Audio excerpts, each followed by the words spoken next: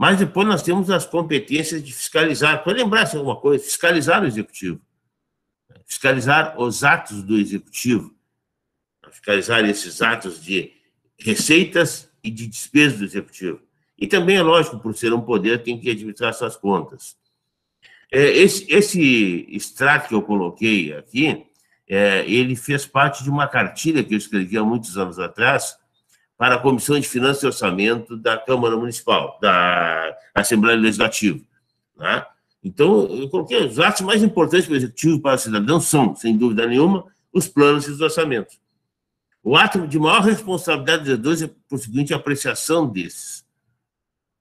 Pois nesse instrumento estão expressas as propostas do gestor, a vontade cidadã e a autorização legislativa para a sua execução.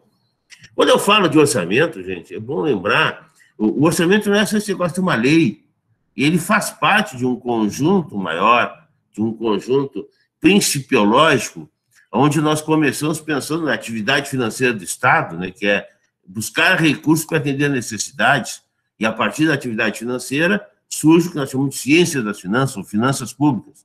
Tá? E dentro das finanças públicas, dentro da tributação e gasto, é que insere essa figura. Então, eu estava falando, né, gente, esse conjunto todo, né, de planos de orçamentos, né, ele veio para a Constituição. Então, a Constituição de 88, ela trouxe duas questões novas quando a gente fala de planos de orçamentos. Primeiro, ela trouxe a figura do plano plurianual. Se vocês olharem lá no passado, na Constituição de 67, não tinha plano plurianual. Os planos plurienais, como a gente chamava antes, eram definidos pela Lei 43/20 e eram definidos, havia a possibilidade do prefeito fazê-los, eles eram trienais, fazê-los por decreto.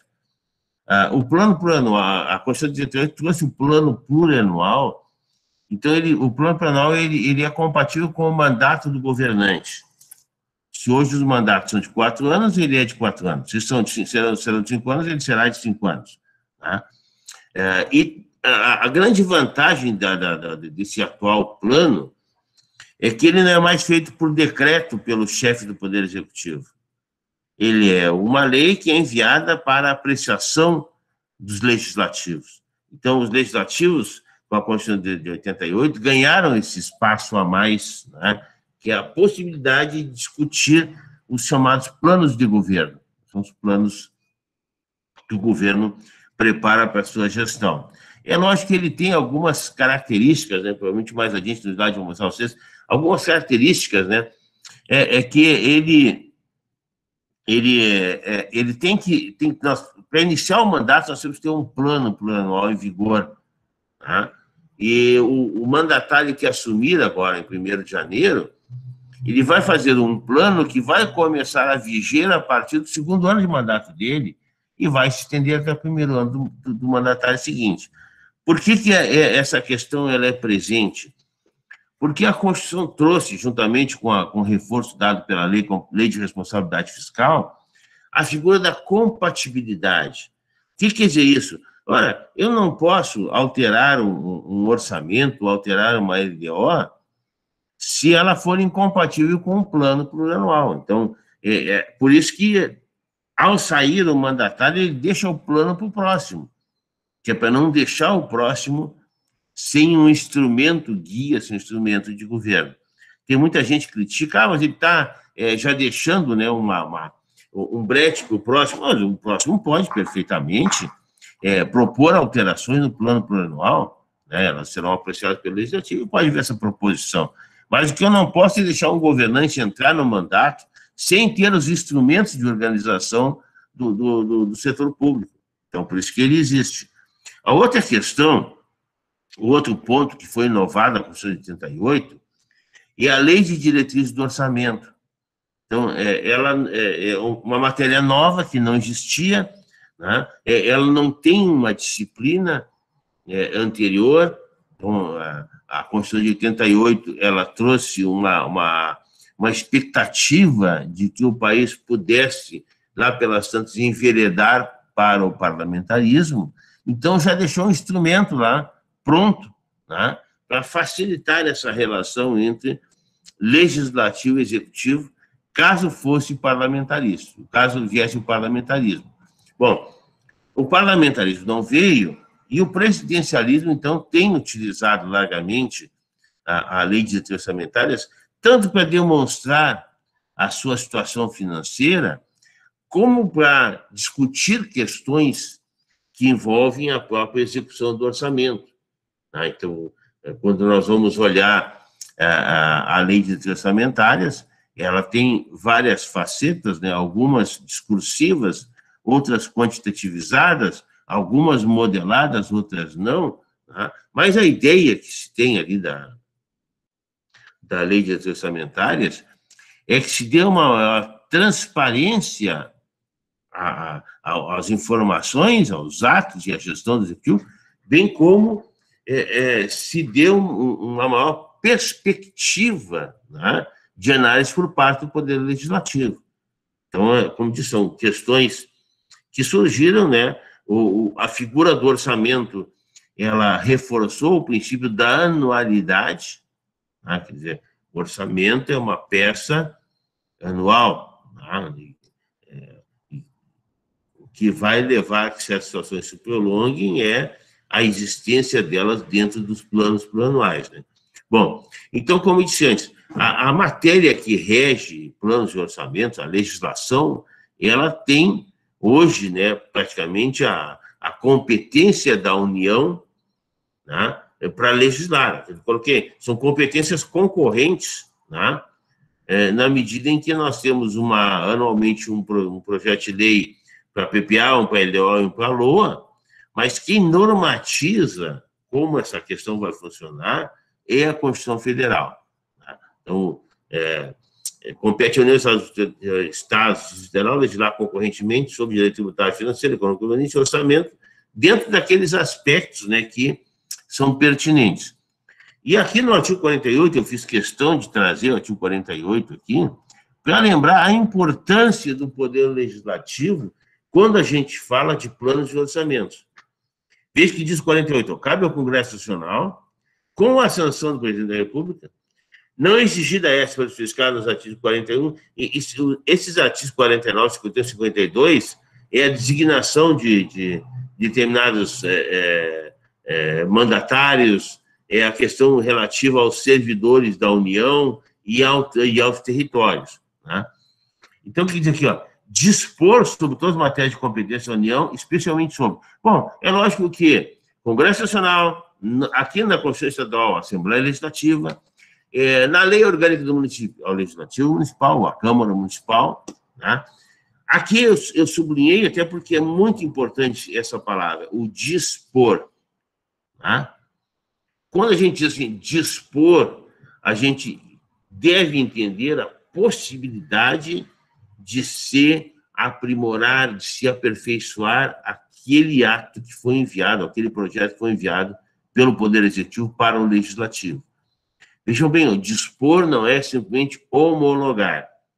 Então, quando eu digo, olha, tu pode dispor, quer dizer o seguinte, está aqui a matéria, ela tem lá as suas restrições, mas tu pode colaborar.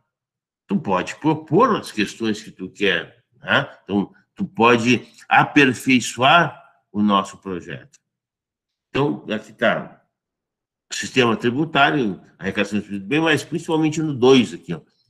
Dispor sobre plano plurianual, diretrizes orçamentárias e orçamento anual.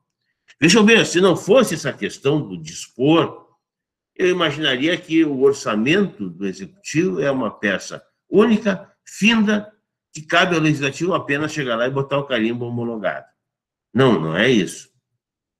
Tanto é que o artigo 48 da Lei de Responsabilidade Fiscal trouxe aquela figura da participação popular, transformada em lei, é claro. Né?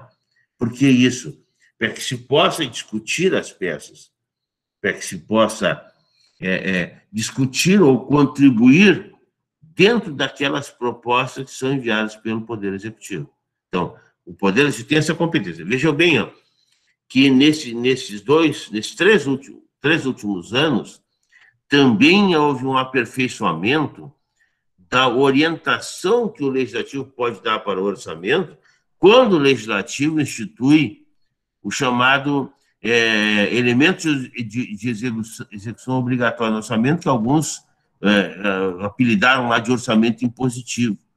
Então, também pode o Poder Legislativo, muitos alteram a sua lei orgânica inserindo a regra, outros colocaram na LDO a regra, que, na verdade, o ideal seria que essa matéria, assim como tem na Constituição Federal, ela fosse reproduzida na lei orgânica do município sobre a possibilidade do Poder Legislativo, através de emendas parlamentares, propor certos elementos de despesa para o Poder Executivo.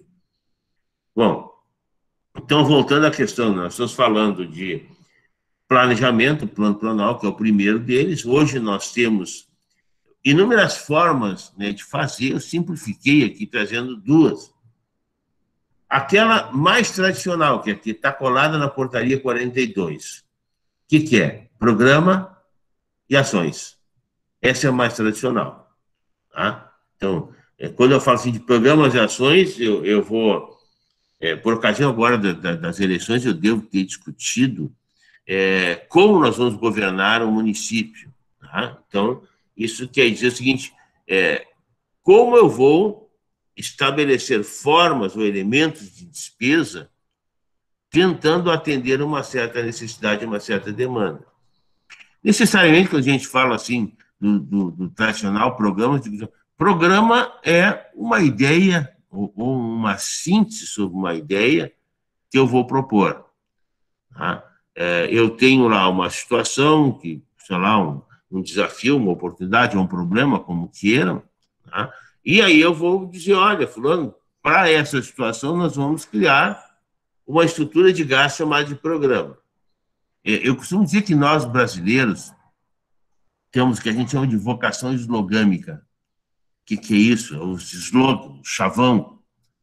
Veja quando muitas vezes a gente fala assim de programa, um programa ficou muito marcado nesses últimos tempos, foi o tal de Fome Zero. Vejam que duas palavrinhas que tentaram colocar um panorama de atuação do Estado. Bolsa Família. Então, é a nossa vocação slogâmica, tá? De criar em duas, três palavras um conceito sobre determinados atos. Tá?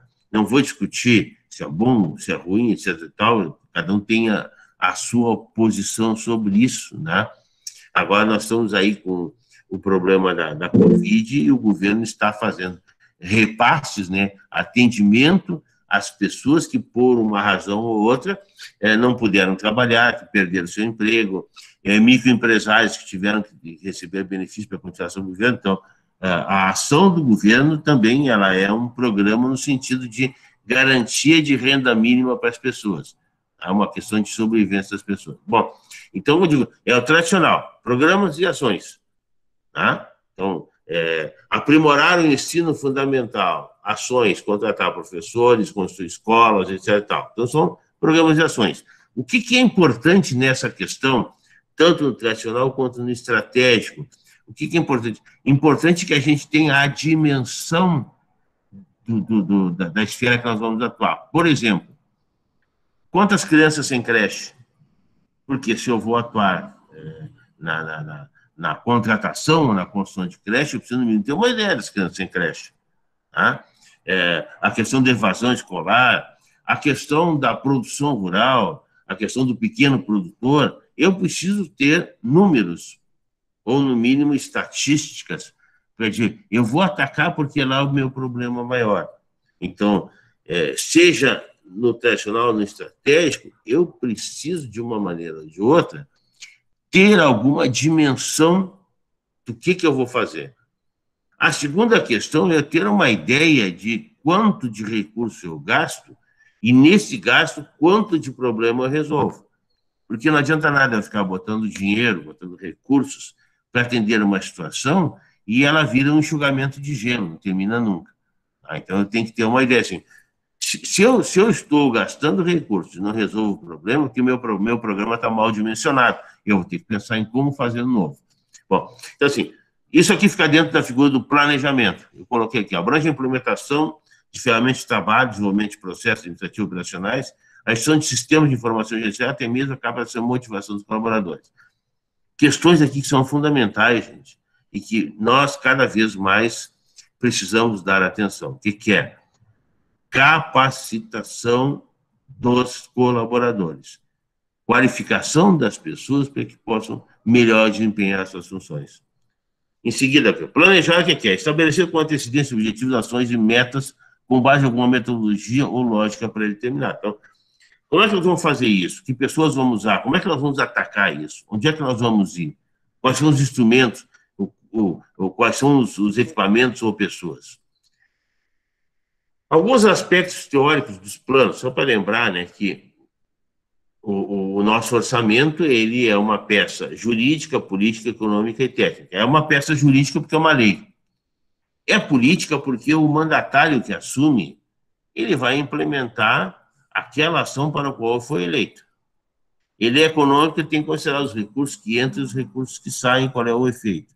E ele é técnico porque é uma peça que vai para dentro da contabilidade tranquilamente, né? Tem todas as informações, numerações e codificações. Com relação a tipos de orçamento, qual que é? O clássico, tradicional, o cíclico ou o programa. Então, são formas de fazer o orçamento. No Brasil, nós utilizamos basicamente dois, o clássico ou o tradicional, e o orçamento-programa, aqueles que conseguem avançar um pouco mais. Tá? Lembrando também, né, aqui, ó, o Constituição Federal de atribuiu ao Poder Legislativo, que representa todos os segmentos da sociedade, a competência para apreciar ou modificar a proposta orçamentária, desde que respeitadas as restrições impostas pela Constituição quanto ao poder de emendar os projetos. Tá? Então, a Constituição de 38 entregou ao Poder Legislativo a possibilidade de colaborar, né? E criou também restrições com relação a isso. Tá?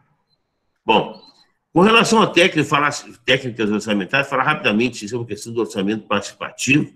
Tá? Quer dizer, é uma técnica relativamente recente, embora a gente não possa imaginar como lá no passado o gestor poderia implementar planos de orçamento se não discutisse com a sociedade. Na verdade, essa discussão sempre se dá por ocasião do debate político, né? Então, em alguns lugares ele é mais forte, em outros lugares mais fraco, em alguns lugares o pessoal vai discutir efetivamente a questão programática, em outros eles partem para a questão de ofensa pessoal, mas é cada lugar, cada povo tem o governo que merece, já dizia lá o velho Rui Barbosa. Bom, a primeira experiência com orçamento público, a participação direta da população, que se tem registrado é Pelotas. Mas lá em 1976, desculpe, lá em Laje de Santa Catarina, o prefeito, à época, indignado com tanta incomodação, que tem que botar esse orçamento, ele chamou o pessoal e disse, aqui, ó, reúnam-se vocês, discutam que orçamento vocês querem que eu faça. Largou o pessoal lá dentro de uma paróquia, lá e disse, aqui, ó, tipo assim, fecha a porta, quando vocês terminarem a discussão, abre a porta e vocês passam a ideia. Então, essa foi a primeira, não ficou registrada porque não teve um método. Tá? Aqui o Bernardo, em Pelotas, teve um método, né, de fazer o seu orçamento participativo, né, denominação de todo o poder mandar. E é lógico que depois, né, nós vamos encontrar aqui em Porto Alegre, no governo Olívio Dutra, a aplicação do orçamento participativo dentro de uma técnica mais moderna, mais apurada, já bem diferenciada. Já pegou todas as questões do passado, modernizou e jogou aqui. E a lei de responsabilidade fiscal, no artigo 48, então consagrou essa figura, né? Bom, logo adiante eu vou voltar na 48 para mostrar essa parte do participativo. Aqui uma questão também, nós temos a portaria 42/99, trazendo a classificação funcional, né? E trazendo a figura do planejamento por programas. Tá? Então, ela traz uma ideia de planejamento. Na verdade, ele não é bem por programas, né? Ele é um orçamento programático, mas a ideia principal é que a gente tenha a possibilidade de quantificar. Então, o que traz a portaria? Reavaliação anual do plano do PPA para estimular o aperfeiçoamento, fazer as correções, né? Previsão de recursos associados no cenário macroeconômico consistente, segurança e atividade com os programas de cada órgão, de administração pública, né? aonde tu está projetando despesa e projetando receita, tá? Então, uma ideia de tu ter um cenário macroeconômico que possa te dar uma referência, tá? Algumas características de um plano planalto aqui, né? Diagnóstico, visão estratégica da local, propondo objetivos a alcançar, identificação dos desafios e oportunidades não terá realidade, considera programas ser implementados com vista ao atingimento de soluções dos problemas e oportunidades, especificação de diferentes ações do programa com identificação de produtos, dando origem a projetos e atividades integradas orçamentais, atribuição de indicadores, e essa aqui para mim é a mais importante, indicadores quantificados e meta dos produtos. É aquilo que eu disse, eu preciso ter uma ideia do tamanho da situação, do desafio ou da oportunidade que eu vou enfrentar. O encadeamento lógico, a partir da portaria 42, é problemas, ou oportunidades, ou desafios, se faz o programa para enfrentar, o programa divide-se em ações traz atividades, e no final nós terminamos nos projetos, ou seja, atividade, projeto ou operação especial como decorrência das próprias ações. O módulo integrador, quer dizer, aquele elemento que consta tanto no plano plurianual, como na LDO e como no orçamento, é o programa, que é um número que nós vamos dar, né? Então, está lá o programa, para não ficar reescrevendo o programa toda hora, coloque esse número, tá? Então, nós vamos ter lá o programa tal com a sua codificação. A ação é uma decorrência do programa, então a ação tal do programa tal, uma codificação numérica para fazer esse encadeamento. Então, é o único elemento que participa desde o plano plurianual, constando até no orçamento anual. Tá? Então, os programas devem ser elaborados contendo os devidos indicadores. Tá? Algumas questões, sim, por exemplo, mas então, eu vou um pouco adiante até, né? Nós estamos falando da portaria 42, então a portaria 42, ela terminou com aquela funcional programática e ficou só na programática, né? Não tem mais o funcional. Tá? Função e subfunção ficaram de fora, deixando o programa com suas ações, né? Projeto, atividade e operações especiais. Tá? O governo do Estado estabeleceu, dentro do seu plano nacional, para ter uma ideia, né? Estabeleceu alguns elementos, né? Para tentar definir o programa, justificativo, objetivo, público-alvo, indicador, recursos financeiros, né? E as ações. Então, basicamente, ele está obedecendo a portaria 42 no que tange isso. A portaria 42, ela estabeleceu, assim, basicamente, 3 tipos de programas, né? Aqueles finalísticos, né? Isso é uma divisão técnica, né? Aqueles que resultam em bem serviços ofertados diretamente à sociedade, constituem a grande maioria dos programas a ser desenvolvidos em diversos setores, quer dizer, educação, saúde, pavimentação, então ela colocou finalístico. Os programas de gestão, né? Formulação, coordenação, supervisão é aquela parte mais administrativa, mais da gestão dos recursos, mais administrativa, assim como o próprio administrativo, né? Que são aquelas ações simplesmente administrativas. Tá? Bom, só para lembrar que na Constituição nós temos lá, né, o artigo 65 falando da questão dos planos de orçamentos. Então, uma das questões aqui que eu gosto de chamar a atenção, o artigo 65 diz, leis de iniciativa do Poder Executivo. Então, o que ele está dizendo? Que as leis de planos de orçamentos devem ter como iniciativa, quer dizer, quem deve fazer o projeto de lei e encaminhá-lo ao Legislativo, ao Poder Executivo. Então, estabelece que temos o PPA, a LDO e a LOA. Tá? O plano plurianual, ele fala de regionalização, né, de diretrizes, objetivos e metas. Né? Hoje, com o orçamento participativo, a gente faz a regionalização dentro do município, né? Porque vamos discutir o orçamento em vilas, em determinadas áreas do município. Né? O que mais que ele fala que cabe no PPA? Despesa de capital, quer dizer, toda aquela despesa que entra na linha do capital, construção, aquisição de bens, são despesas de capital. Né? As delas decorrentes, aquelas despesas, tu vai adquirir, não vai construir uma escola, tu vai ter que colocar ali dentro pessoas, etc., que decorrem, né, da própria ação. né? E aqueles programas que são chamados de duração continuada, ações, serviços de saúde que são continuados. Então, esses vão ali para dentro da Constituição por mandato, né? Bom, aqui também aquela questão que eu me referi antes, né, que todo gestor deixa para o seu sucessor o PPA. Tá? Então, nós estamos aqui, ó, gestão atual, né, de 2017 a 2020, ele faz o plano plurianual, fez em 2018 e ele vai até 2021. Então, sempre nós temos, né, o plano invadindo a gestão sucessória, né? Bom, algumas questões, sim, com relação ao que pode o Poder Legislativo fazer, tá? Então, dispor sobre o plano plurianual, né? Projeto de lei assim encaminhado pelo Legislativo, veja bem, é um projeto de lei que deve obedecer os princípios, né? Da ação legislativa. Então, ele é um projeto de lei como qualquer outro, vai tramitar como qualquer outro. Tá? Qual é o grande problema que, às vezes, eu vejo para que o legislativo tenha uma contribuição mais intensa, né? mais acurada com relação a planos e orçamentos? É uma coisa que eu costumo chamar de assimetria de informações. Então, mesmo que o vereador tenha ido lá no bairro, chegou lá e percebeu que tem uma outra oportunidade de melhoria no bairro e tal, nem sempre ele tem uma ideia plena da quantidade de recursos que pode ser disponibilizado para aquele atendimento. Então, a gente chama de assimetria de informações, né? Então, o que acontece? Ele vai ter que correr atrás, vai ter que ver de onde ele pode tirar recursos para levar para aquele bairro, né? Lembrando o seguinte, ó, que o plano plurianual, eu não preciso necessariamente ter os recursos exatamente compatibilizados com os programas.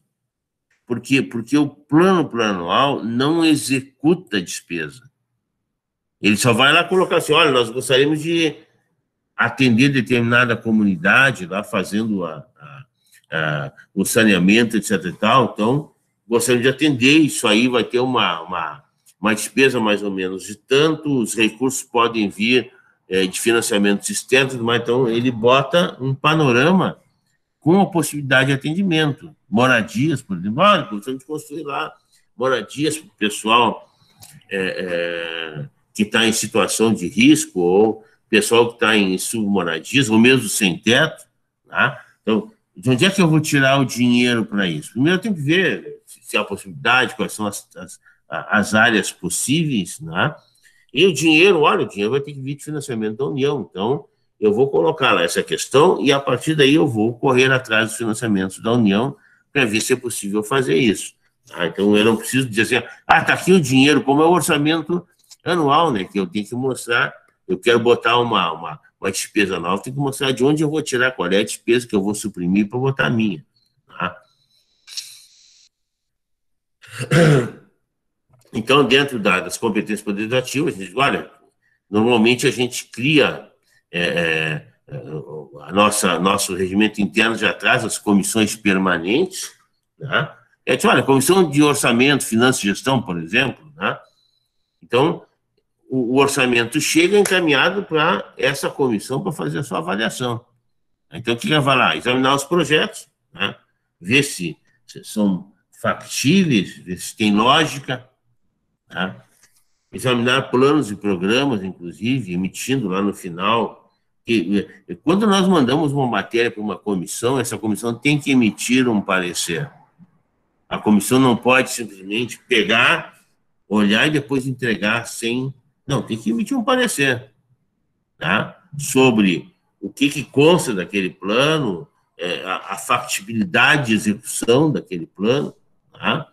Basicamente, são questões que nós temos que examinar e a partir de, olha, é possível, não é possível, porque a comissão de finanças e orçamento, ou a comissão de orçamento, é que vai apresentar para todos os vereadores uma ideia daquela matéria para auxiliar os vereadores no seu voto. Então, é necessário que se emita, faça lá um parecer sobre aquilo que está se recebendo. Quando a execução do PPA, exercer o acompanhamento e ações orçamentárias, inclusive da ação de demais comissões permanentes. Está lá, votou o plano plurianual, agora começa a executar, temos que acompanhar isso para ver. Né? Porque, vejam bem, A nossa legislação eleitoral ele exige que se apresente um plano de governo, mas ela não exige o cumprimento desse plano de governo. Não há pena é aquele gestor que propôs alguma coisa e depois não fez. Essa pena é política. São os vereadores que vão cobrar do prefeito o porquê que ele propôs aquilo, na campanha propôs que ia fazer aquilo, agora não vai fazer. Não tem assim, mas então o Tribunal Eleitoral vai excluir o cidadão da vida pública, o Tribunal de Contas, não, nenhum desses vai atuar porque é uma questão política. Então, se é uma questão política, cabe ao Poder Legislativo fazer o acompanhamento e cobrar. Ora, vamos lá mandar pedido de informação para o Executivo para saber por que não está atendendo isso ou aquilo. Com relação à possibilidade de emendas e modificações ao plano plurianual. A primeira questão do plano plurianual que nós vamos examinar, tá, é ver o que ele tem. Quando nós recebemos a lei de direitos orçamentárias, vamos ver se aqueles pontos que estão na lei se encontram na previsão do plano plurianual. É o que nós chamamos de compatibilidade. Veja bem que não pode haver emendas a projeto de lei ou projeto de orçamento se não houver lá uma previsão lá no plano plurianual. Então, o vereador pode emendar? Pode, mas ele tem que olhar lá, porque a partir do momento que se pega o plano plurianual, é bem importante que se guarde ele direitinho, que tem algum lugar, porque cada modificação que vem tem que olhar. Seja a modificação proposta pelos vereadores, ou seja a modificação proposta pelo prefeito. Eu gostaria de construir lá fora um parque que está no PPA ou não. Eu até vou citar assim, um exemplo interessante. Alguns anos atrás, eu estava dando uma ajuda para o pessoal da Câmara Municipal de Lajeado, que eles queriam comprar ou construir um prédio. Aí, no final, optaram por comprar. A primeira coisa, o pessoal, não, dinheiro tem, tá, mas a primeira coisa que eu perguntei para ele, está lá no plano plurianual a previsão do Legislativo adquirir a sua própria, a sua sede própria? Se não está, tu tem que botar. Como uma iniciativa do prefeito, vai ter que negociar com o prefeito para o prefeito mandar um projeto alterando. Depois vai ter que mandar um projeto, na medida em que vocês votarem isso, um projeto alterando a LDO. E depois vai ter que mandar um projeto alterando a lei orçamentária. Por quê? Porque eu preciso fazer a questão do planejamento e da execução, e elas são interligadas. Não posso chegar lá no meio do ano, agora eu vou construir uma sede nova para a Câmara se eu não tenho ela prevista, né, no meu planejamento. A ideia do planejamento é exatamente essa. Ele é indicativo, né, tanto para o setor público quanto o setor privado. Ele é orientativo e indicativo. Tá? Então, ele tem que demonstrar quais são as intenções que vai se ter ao longo do mandato sobre determinadas despesas. Então, como eu digo, a questão da compatibilização é a parte central que faz com que esses planos de orçamento sejam um sistema. Tá? Um sistema ele exige que as partes sejam coordenadas entre si. Tá? Eu peguei aqui só para terem uma ideia, né? Na Constituição Federal, o plano plurianual ele fala de diretriz, objetivos e metas, né, para despesas de capital de forma realizada, né, e outras despesas decorrentes. E, na verdade, às vezes o pessoal diz, mas por que está diretriz no PPA e não na LDO? A lei de diretriz orçamentária já tem de tudo, menos diretriz. Diretriz só no nome. Tá? Então, o que é a diretriz? Grande linha de ação de governo, conjunto de indicações para levar a termo um plano. O governo federal tem utilizado também a expressão mega-objetivos ou macro-objetivos para definir o que chamam de diretrizes. São as grandes linhas de governo, onde é que nós vamos, o que nós podemos fazer, né? Onde é que nós vamos levar o Estado. Com relação a diretrizes, a lei de diretrizes orçamentárias, que são diretrizes governamentais, né? Diretrizes governamentais do plano plurianual, né? Então, só para dar uma ideia, assim, o que a gente pega dentro do que propõe o governo do Estado, né? o artigo 4º do PPA está como diretriz, garantia dos direitos humanos com redução de desigualdades sociais, veja bem, é uma diretriz, depois nós vamos ter como é que nós vamos fazer isso, que elementos vamos usar, que programas vamos adotar, que ações vamos adotar. Não sei se hoje ou ontem foi inaugurada aqui em Porto Alegre a delegacia dos excluídos, né? Delegacia para atender pessoas de cor, para atender indígenas, para atender homossexuais, né? Setores mais fragilizados da economia, da sociedade. Então, o que é isso? Isso é um processo para tentar garantir os direitos das pessoas. Desde que algum tempo atrás, em Porto Alegre, teve uma celeuma maluca, né? Porque os seguranças de um determinado supermercado maltrataram, bateram até a morte numa pessoa, não sei se é porque era negra ou não, uma pessoa pegou e disse, bateram porque era negro, se fosse branco não faziam isso. Então, nós precisamos, né, ter essas ações no sentido de reduzir essas áreas de exclusão que se tem dentro da sociedade. Sustentabilidade ambiental, em muitos municípios a gente olha, como é a sustentabilidade ambiental? Não é só plantar árvore, é cuidar do tratamento do efluente, é cuidar do tratamento do resíduo sólido, tá? Então, evitar que determinadas empresas com excesso de poluentes possam atuar, ou que tenham limite para atuar. Valoração de diversidade cultural, porque nós somos um estado culturalmente muito rico, tá? Não é só o nosso regionalismo, né? Nós temos também a cultura africana, que é muito forte aqui dentro, a cultura indígena, tá? Então, secretarias de cultura para cuidar disso. Na verdade, nos municípios, normalmente as primeiras secretarias que o prefeito fecha é turismo e cultura, tá? Só que ele esquece que as ações culturais são as ações mais inclusivas que nós temos, tá? Excelência gestão para garantir o provimento de bens e serviços, né? Uma boa equipe de licitações, uma boa equipe de patrimônio para cuidar da manutenção e a compra de bens, né, para a sociedade. Aumento da eficiência dos gastos públicos, isso é uma questão bem complexa, né? Como é que vamos aumentar a eficiência? Tá? Nós temos que buscar as formas, né, de administrar melhor os recursos públicos, seja por pessoas mais capacitadas, seja por processos simplificados. Vejam bem, eu não tenho nada contra o governo atual, acho que até ele está levando da maneira que pode, mas um governo que precisa de dinheiro vai largar para a semana que vem o início da arrecadação do IPVA.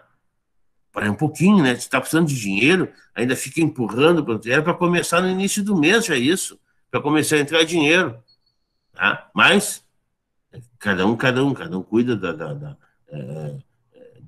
da sua área da maneira que melhor entende, tá? Estimulação da educação, principalmente com relação a professores, né?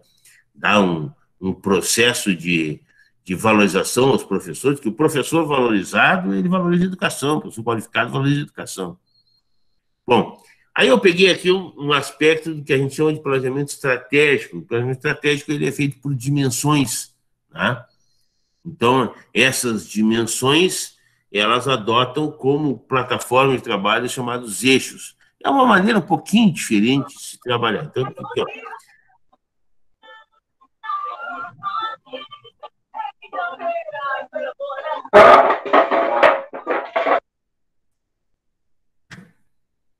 Então, assim, ó, programa de gestão objetiva, melhorar a qualidade de atendimento de serviços públicos através da gestão de moderna tecnologia de informação, botar em app, botar na internet, né? Programa de apoio administrativo, por exemplo, né? Prover os órgãos do governo dos meios administrativos necessários à implementação e gestão das ações responsáveis pela geração de bens e serviços. O outro que pegou a formação e qualificação do servidor público, objetivo promover o acesso a servidores à formação acadêmica, enquanto qualificação para melhor desempenho de suas funções. Aqui, assistência à saúde do servidor, né? Propor servidores e seus dependentes de saúde, através de serviços médicos, multilares, hospitalares. Então, isso aqui que a gente chama de dimensão institucional. Aqui eu estaria trabalhando dentro do chamado planejamento estratégico. A gente trabalha por eixos, né? E em cima de eixos vem os programas e objetivos. Tá? Bom, com relação à LDO, gente, eu estou andando um pouco ligeiro porque o nosso tempo está apertado, né? LDO, instrumentos de ação do Estado, né? Hoje nós temos, são três, PPA, LDO e LOA, definidos a partir do 65, onde a iniciativa é do Poder Executivo, e aí tem as diretrizes orçamentárias. Qual é o papel dela, né? Então, ela é a posição intermediária entre o PPA e a LOA, tá? O papel de balanceamento estratégico do governo sobre as possibilidades que vão se apresentar ao longo de sua gestão. Antecipa as formas de prioridades e metas. Possui um instrumento de planejamento de, entre outras providências, destaca aquelas voltadas para a elaboração do orçamento. Qual é o conteúdo dela? Tá? Bom, basicamente, artigo 65, parágrafo 2º, e para o artigo 69. Isso aqui é o que está na Constituição, né? Mas nós temos outros dispositivos. Então, o que tem lá? Fixação de prioridades e metas. Daquilo que está lá no plano plurianual, o que nós vamos fazer primeiro? E quanto nós vamos fazer daquilo? Vou construir o prédio da Câmara. Tá. Então, esse ano o prédio da Câmara. Tá. Vou construir todo ou só um pedaço? Construir um pedaço. Então, lá na meta, vou botar participação de 20%, 30% do prédio da Câmara. Orientação para a elaboração da lei orçamentária. Gente, isso aqui envolve uma série de questões, como quando deve ser encaminhada a lei para a Câmara, de que forma deve ser encaminhada, se o Poder Legislativo ou o Poder Executivo podem alterar seus orçamentos através de decretos, posições internas de alteração na legislação tributária. O que nós vamos... Veja bem que a questão tributária hoje ela envolve três situações. Tá? Primeiro, ela tem que estar alterada na lei, tem que estar prevista na LDO, ela tem que ter a anterioridade do ano e ela tem que ter os 90 dias, nonagevidade, para entrar em vigor. Tá, tem aquelas regras, né, aquelas leis excepcionadas, tá? Imposto de importação, IPI, imposto de exportação, IOF, né, esses são excepcionados. Mas, regra geral, pega assim, ICM, IPTU, ISS, e TBI, eles se enquadram dentro dessa figura aqui da alteração. Política de pessoal, que nós estamos trancados em termos de política de pessoal até dezembro de 2021. Tá? Então, alteração da política de pessoal. Vamos criar quadros, vamos extinguir quadros, vamos criar funções, vamos extinguir funções. Vamos ter alguma forma de repactuação, então tem que estar previsto aqui dentro. Tá? E a fixação do limite para a aprovação do orçamento dos poderes. Pode-se colocar aqui dentro um percentual, né? No caso, a maior parte dos nossos municípios aqui são com menos de 100 mil habitantes, então as câmaras municipais têm direito a 7% de algumas receitas. Pode colocar ali os 7% das receitas? Pode. Ou pode-se utilizar simplesmente conforme a emenda 58. Tá? Bom, com a lei de responsabilidade fiscal, outras situações também foram colocadas aqui dentro, né? Disposições para transferências, disposição de dívida pública, despesa com pessoal em cargos, adequação orçamentária, fiscalização do Poder Legislativo sobre obras e serviços com índice de irregularidades graves, disposição sobre transferências, né? Então, a lei de responsabilidade fiscal trouxe esses novos conteúdos, além do que trouxe, né, a figura do equilíbrio entre receitas e despesas, que é basicamente o executivo mostrar se ele está em desequilíbrio, se ele gastou mais, esse ano vai acontecer para muita gente, gastou mais do que podia, como é que ele vai lá adiante recuperar, né, esse equilíbrio do orçamento? Limitação de empenho, né, na medida em que ele não atinge metas de resultado, que despesas ele vai deixar de gastar, ou que despesas ele vai limitar. Tá? Controle de custos e avaliação de resultados, essa é a situação que está mais atrasada dentro da nossa estrutura normativa, quer dizer, quem está disciplinando isso aqui é a STN, né? Então, nessa parte de custos ainda tem matérias a discutir, mas o pessoal quer que, no primeiro momento, já se comece a trabalhar em cima de atualização do patrimônio para começar a fazer as depreciações. Tá? Também vem a segunda resultado nominal e primário, né? No sentido de se poder apurar o quanto nós estamos conseguindo economizar do orçamento para pagar dívida e qual é o impacto dessa economia na dívida. Então, assim, resultado nominal, o que é? Quanto eu consegui reduzir da dívida. Resultado primário, quanto eu consegui gerar de poupança no meu orçamento para pagar dívida. Então, os dois são muito interligados, né? Que eu posso ter um resultado primário positivo, mas, de repente, o volume da dívida, os juros da dívida são muito maiores que o meu resultado positivo. Então, eu continuo crescendo a minha dívida. Então, essa é uma das ideias, né, que a Lei de Responsabilidade Fiscal trouxe para dentro do LDO. Tá? A questão de transferência de recursos, tínhamos visto antes, os anexos de metas, né, anexos de riscos fiscais, tá, onde se leva em conta as possibilidades de surgir despesas inesperadas, a possibilidade de nós termos aumento da taxa de juros, tá? Ou mesmo da queda de arrecadação. Então, a gente, dentro dos riscos, coloca essas possibilidades, tá? Tentando evitar que nós tenhamos um déficit muito grande, muitas vezes um déficit que levaria muito tempo para se recuperar. A modelagem demonstrativa está aqui da STN, né? Não vou ler todos, apenas estão aqui esses demonstrativos que devem vir, devem fazer parte do LDO. Outra questão é com relação aos prazos, né? A Lei 4320, ela estabelece, embora não estabeleça para LDO, estabelece para orçamento, a gente apropria para LDO, estabelece que a lei orgânica do município pode disciplinar os prazos de planos e orçamentos. Tá? Até porque nós temos uma pendência aqui, né, da Constituição Federal, né? Enquanto não for editada a lei complementar que trata o artigo 165, parágrafo 9, inciso 1 da Constituição Federal, os prazos são os definidos no artigo 35, parágrafo 2, inciso 2 do ato das disposições constitucionais transitórias, tá? Ou nas leis orgânicas do município. Então, se a lei orgânica não disciplina, o que cai? Cai aqui no artigo 35.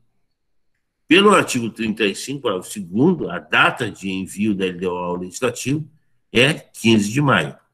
Então, é uma proposta, né? Caso eu não disciplina, a maior parte dos municípios já colocaram nas leis orgânicas, né, essas datas, né? Bom, com relação à devolução, nós temos uma regra na Constituição, ou a própria lei orgânica pode definir.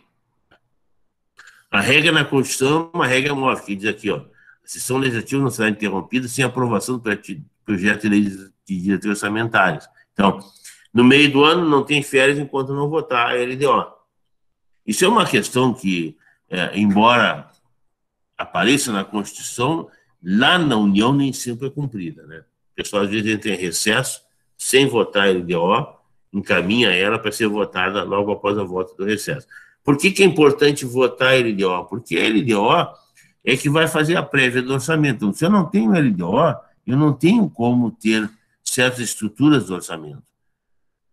Também para que o Executivo tenha uma ideia do que lhe foi permitido dentro da LDO para executar o orçamento. Tá? O que dá no artigo 35 está aqui, o projeto de lei de diretriz orçamentária será encaminhado até 8 meses e meio antes do encerramento do exercício financeiro e devolvido para até o encerramento do primeiro período da sessão legislativa. Tá?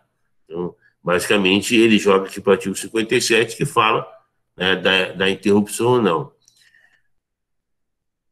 Com relação aos prazos, a 4320 fala do orçamento, a proposta orçamentária. Tá? Orçamentária, que poderia encaminhar ao Poder nos prazos estabelecidos em condições nas leis orgânicas, compor-se a de. E aí, né, ele diz: olha, tu vai definir os teus prazos.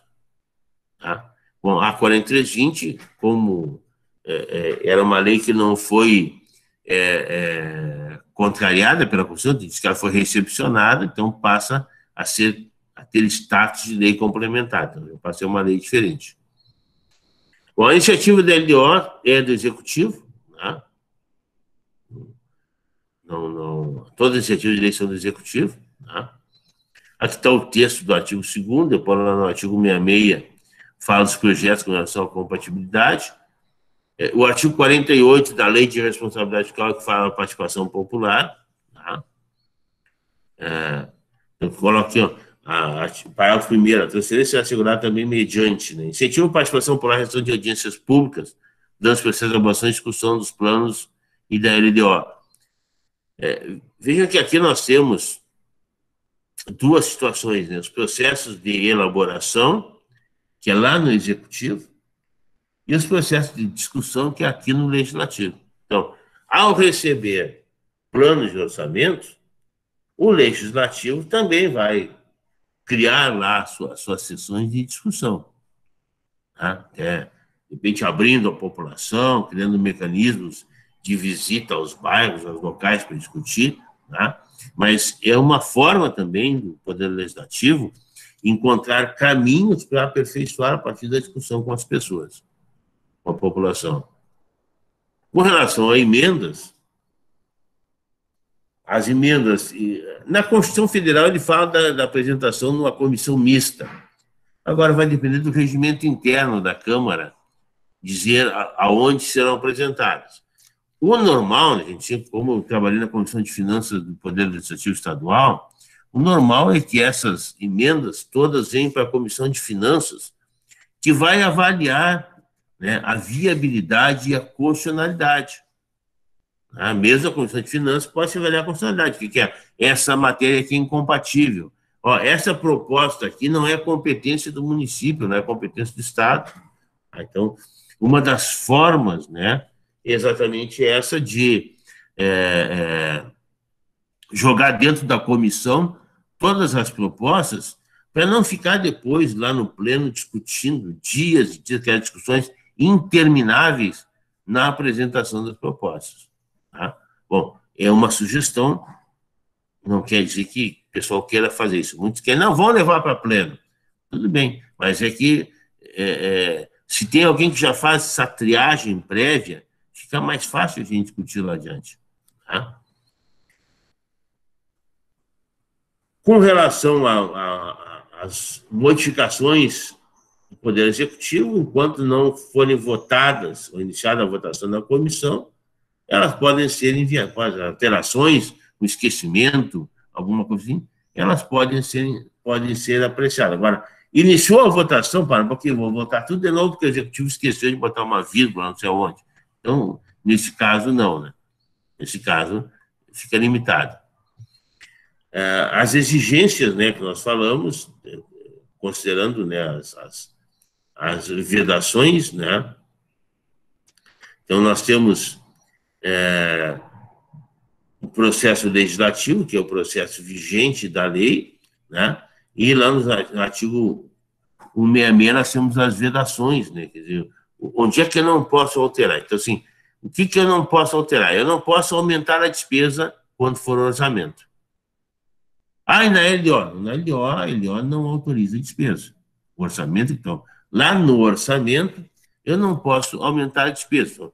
O Executivo mandou um orçamento para gastar, vou pegar aqui uma média nossa aqui de 20 milhões de reais, municípios pequenos andam na volta de 20 milhões de reais, mandou uma proposta de 20 milhões de reais, eu não posso, na Câmara, passar essa proposta para 21, a não ser que eu mostre que houve um erro na forma de orçar. Então, o Executivo esqueceu de colocar ali certas receitas, houve um erro. Aí eu disse, olha, esqueceu dessa receita, eu mostro a receita aqui e peço sem despesa. Caso contrário, eu não posso aumentar essa despesa. Segunda questão, eu não posso alterar as despesas de pagamento de dívida. Por exemplo, a Câmara falou, não pode dizer, não, a dívida vai pagar tanto, não, eu quero pagar mais. Não, eu não posso alterar isso. Como também não posso alterar as despesas de pessoal do Poder Executivo. É uma questão bem particular nessa eu não posso alterar as despesas pessoal do Poder Executivo, porque o princípio da independência dos poderes não permite que eu me imiscua naquelas questões próprias do Executivo. Então, eu não posso alterar lá. No Legislativo eu posso alterar todo o tempo, mas no Executivo eu não posso, porque é competência dele. Então, são essas limitações que tem, assim, não posso aumentar a despesa, tem que ver a compatibilidade, não posso mexer na dívida, nem na despesa pessoal do Executivo.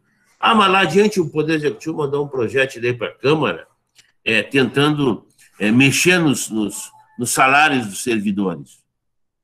Aí o vereador quis mexer. Não, nesses casos, ou nós apreciamos, ou nós devolvemos, ou nós vetamos. Tá? Eu não posso... ver aqui o salário do auxiliar é 1.500, eu quero passar para 2.000. Como vereador, como Câmara, não posso fazer isso. Não posso dizer, não. Eu não aceito que tu pague para eles 1.500. Essa aqui eu recuso. Manda outra proposta de lá. Tá? E aí eu vou nessa negociação até ele chegar ao patrão. Ou, de repente, vai uma comissão negociar com ele para que ele mande alguma coisa que realmente seja de interesse de todos. Tá? Bom, nós temos, com relação aos repasses ao Legislativo, a possibilidade sempre de utilizar o que está previsto na emenda 58. Tá? Quer dizer, aquilo que eu falei, a maior parte dos nossos municípios aqui tem menos de 100 mil habitantes, tem direito a 7% da chamada receita efetivamente realizada no exercício anterior. Tá? Bom, há questões também, né, que as câmaras municipais podem, através de uma lei ordinária, criar o fundo para ser gerido pela Câmara para reequipamentação e modernização da Câmara Municipal. Tá? Então, esses fundos competem à Câmara. A vantagem dos fundos é que no final do ano eu não restituo ao Executivo os valores que estão depositados no fundo. Mas o fundo é uma lei, eu tenho que estabelecer ali de onde vem a receita e quais serão as despesas que esse fundo vai arcar. Tá? Também na LDO eu tenho que ver se existe alguma matéria dizendo o seguinte: se o orçamento não for aprovado até 31 de dezembro, como é que vai ficar a coisa? Vejam bem, se o Legislativo não aprovar o orçamento e não tiver uma salvaguarda como essa, a partir de 1º de janeiro, nada pode ser gasto.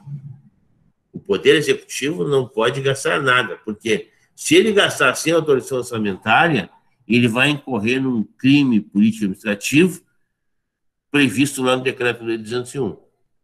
Então, por que eu coloco isso? Eu coloco isso porque, às vezes, o orçamento chega mais tarde, por uma razão ou outra não se consegue discutir, não se consegue aprovar.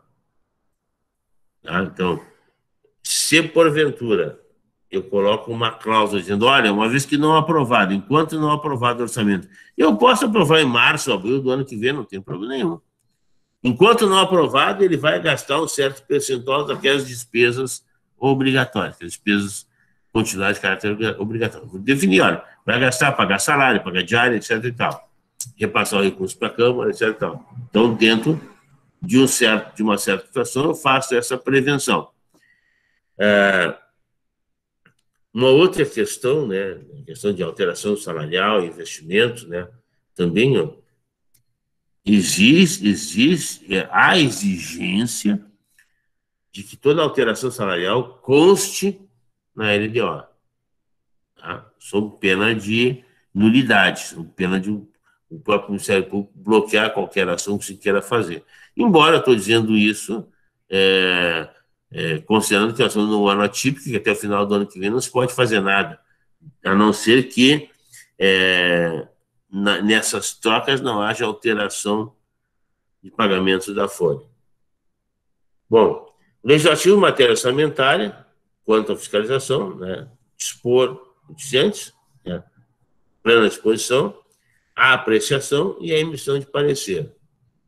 A questão da compatibilidade de transições, acrescidas ou reforçadas agora pela Lei de Responsabilidade Fiscal, né, que também obriga que se demonstre o impacto da nova despesa. As penas para descumprimento da lei, né, então, estão previstas na Lei 10.028, tá? Na Lei 10.028, tá? Que reclusão de 1 a 4 anos, se não apresentar LDO, sem anexo de métodos fiscais, tá? E também né, se 30% de investimento do gestor, se não atender a esses dispositivos. Com relação à lei orçamentária anual, lembrando, o artigo 65 traz todas as questões, né? A lei orçamentária anual compreenderá o orçamento, etc. e tal, né? A demonstração dos custos aqui é para a União, principalmente, né? Mas aqui tem apresentar, né, as renúncia de receita, né? Isenção, anistia, remissões, subsídios, beneficência tributária e creditícia. Quer dizer, o que o Executivo pretende fazer ao criar uma renúncia de receita? Qual é o impacto disso? O que ele pretende beneficiar? E de outros, sim, tá, ele abriu mão de uma certa quantidade de recursos. Como é que ele vai compensar essa perda?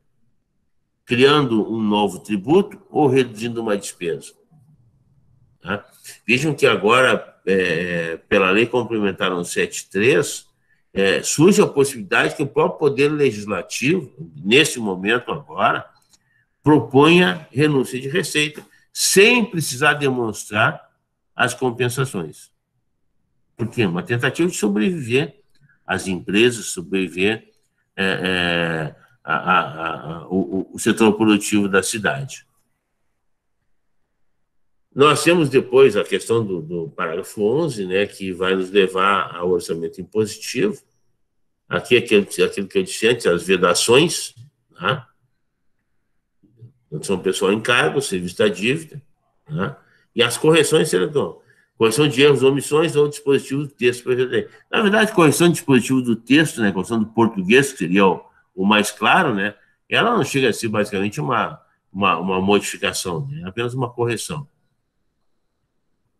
No 67, então, fala a questão, né, da vedação dos projetos na LDO, despesas ou assunção que excedem os créditos orçamentários, operação de crédito que excede o montante.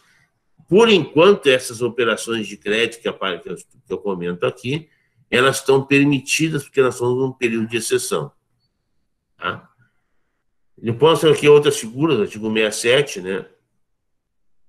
Proibição de transposição sem que haja autorização legislativa, abrir crédito suplementar sem que haja autorização legislativa, né? Os créditos que não podem ser limitados, tem que ter um valor definido, né? E os créditos ordinários que nós estamos vivendo agora no momento, em razão da situação que nós estamos vivendo. Tá? Créditos ordinários somente se admitem para atender a despesas imprevisíveis urgentes, como decorrentes de guerra, comoção interna ou calamidade pública. As sanções, como eu disse antes, são as que estão previstas no Decreto-Lei 201, por exemplo, infrações político-administrativas dos prefeitos municipais sujeitos a julgamento de vereadores e sancionar a cassação do mandato. Impedir o regular funcionamento da Câmara. Aqui tem uma questão que sempre eu coloco, né? Impedir o funcionamento regular da Câmara é a mesma coisa se não repassar os recursos que a Câmara tem direito até o dia 20 ou que tem direito conforme o orçamento. E depois não apresentar a proposta. Veja bem, não é a LDO nem a LO, nem o PPA. É a proposta orçamentária, o orçamento anual. Tá? Bom, também dentro da LDO nós temos a possibilidade de criar, né, um cronograma de desembolso para fazer os repasses. Mas aí cada lugar vai definir a sua forma. Bom, no caso específico da Câmara Municipal, lembrando que a emenda 25, né, através do artigo 29A, criou algumas restrições ao Poder Legislativo. Uma delas criou um conceito de despesa chamada de folha de pagamento, né, que tem um limite de 70% dos recursos que a Câmara tem direito. E constitui crime de responsabilidade do prefeito, que está falando, conforme 201, né, efetuar repasse que supera o limite definido nesse artigo, não enviar repasse até o dia 20, ou enviar a menor a relação à posição oficial na lei orçamentária. Também o presidente da Câmara tem crime de responsabilidade se não atender a folha de pagamento. E aqui eu estou colocando alguns limites, né, que o Legislativo tem para atuar, são limites constitucionais ou, aqui embaixo, lei de responsabilidade fiscal, limites legais para atuar. Aqui a questão dos subsídios, né, a questão de, conforme a população, qual é o percentual que o Legislativo pode receber, E aqui em valores, considerando que ganha hoje um deputado estadual, em valores quais seriam os limites máximos que cada vereador poderia receber no ano, em 12 meses, ou dividido por 13. Se entrar em férias, vai ter que reduzir um terço de férias desses valores a receber. Tá? Aqui, quanto a Câmara pode receber, conforme a população, né, de 3,5 a 7, né? Considera que a maior parte dos nossos municípios tem menos de 100 habitantes e recebem 7. Então, gente, eu por aqui encerro, lembrando, né, que nós somos no Dezembro Laranja, cuidado com o câncer de pele. Por hoje, obrigado.